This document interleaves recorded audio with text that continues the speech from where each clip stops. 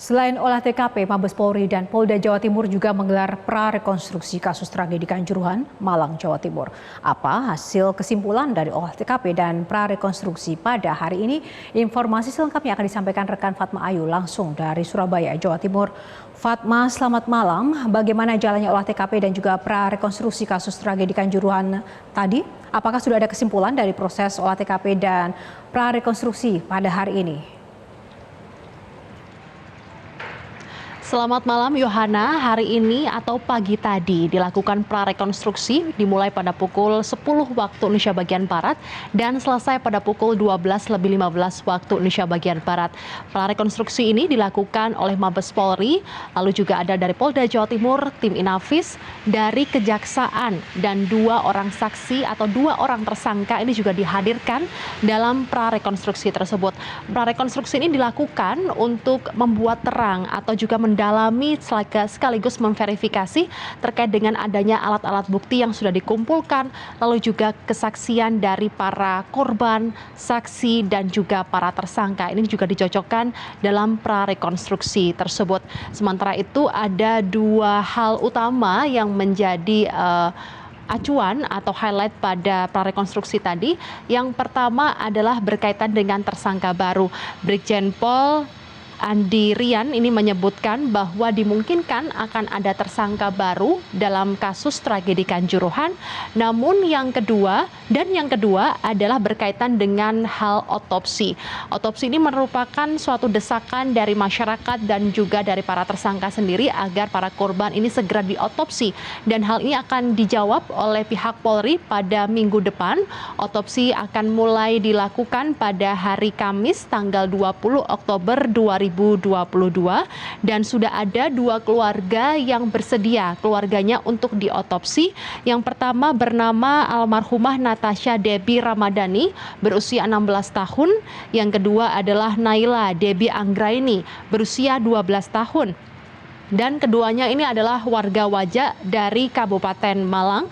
Dan seperti yang saya sebutkan tadi, untuk otopsi sendiri akan dilaksanakan pada hari Kamis tanggal 20 Oktober 2022. Sementara itu nantinya yang akan mengotopsi ini adalah dari PDFI atau Persatuan Dokter Forensik Indonesia yang nanti menentukan siapa saja tim yang akan dilibatkan dalam proses otopsi ini.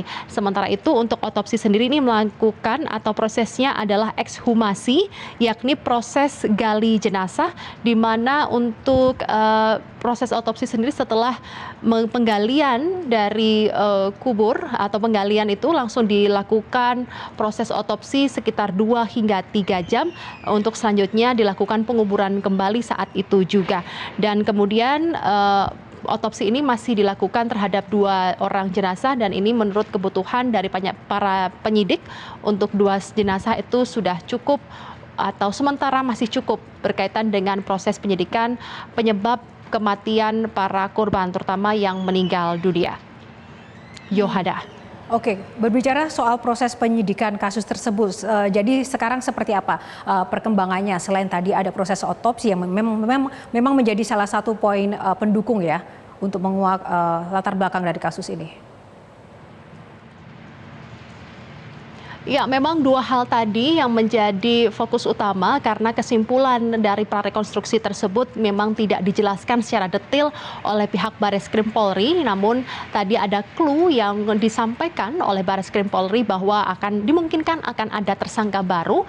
Dan yang kedua adalah proses otopsi yang selama ini masyarakat ingin mendengar atau ingin mengetahui apa sebenarnya penyebab dari para korban meninggal dunia ini bisa tewas saat tragedi Kanjuruhan. Sementara itu tidak hanya proses prarekonstruksi saja yang terjadi pada pagi hari ini, tapi juga ada Menteri PUPR dan juga Menpora untuk melakukan kajian termasuk juga untuk melakukan uji kelayakan dari stadion karena Presiden Joko Widodo sangat memperhatikan dengan kondisi Stadion Kanjuruhan yang dinilai ini tidak memenuhi standar atau kurang memenuhi standar.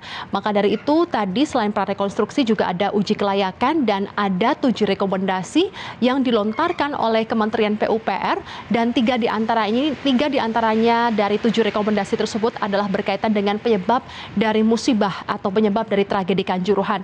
Yang pertama adalah anak tangga yang begitu curam, lalu juga ada pintu yang tidak sesuai dengan standar.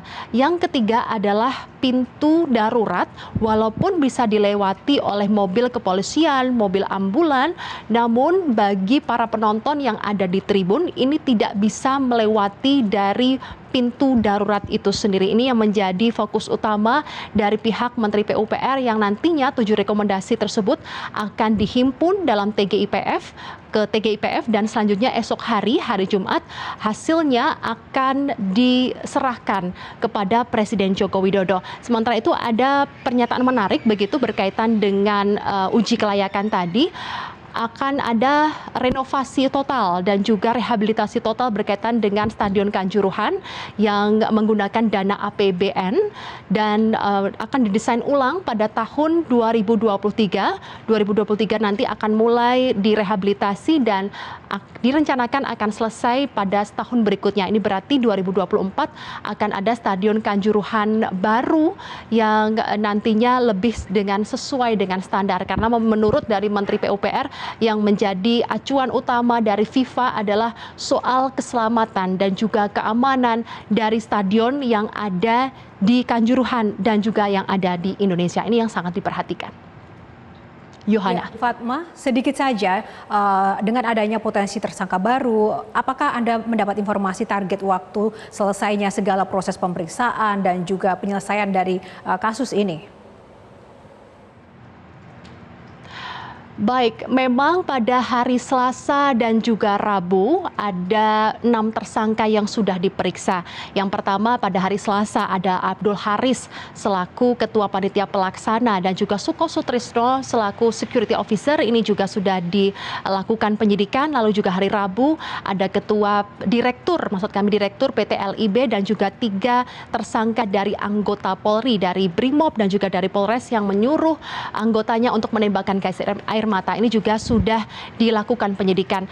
Maka dari itu setelah itu juga akan ada 12 saksi yang diperiksa dari pihak Polda Jawa Timur, dan tadi siang juga sudah ada 1 orang saksi lagi yang diperiksa dari pihak Polda Jawa Timur, dan ini nantinya akan digali lagi keterangannya pada minggu depan. Mereka rencananya akan dipanggil lagi minggu depan untuk proses penyidikan lebih lanjut, dan apabila dirasa cukup alat buktinya dan juga kesaksian dari para saksi ataupun juga tersangka, maka berkasnya akan dilimpahkan ke pihak kejaksaan. Apabila sudah memenuhi kriteria atau juga apabila dinilai lengkap atau P21, maka akan bisa dinaikkan ke tingkat di pengadilan. Demikian Yohana yang dapat kami laporkan langsung dari Surabaya, Jawa Timur. Kami kembalikan ke studio. Baik, terima kasih Fatma Ayu langsung dari Surabaya, Jawa Timur.